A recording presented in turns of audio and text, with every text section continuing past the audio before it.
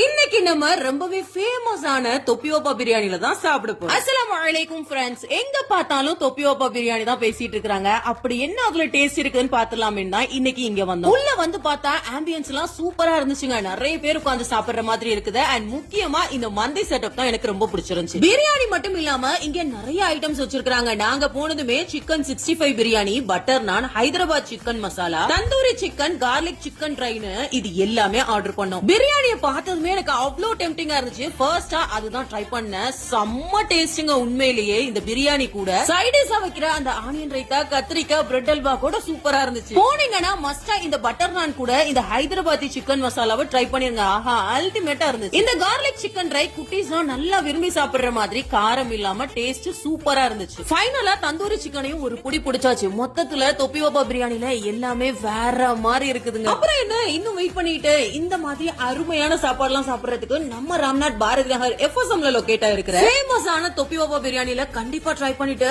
எப்படி இருந்துச்சுன்னு மறக்காம கமெண்ட் பண்ணுங்க. பாய்.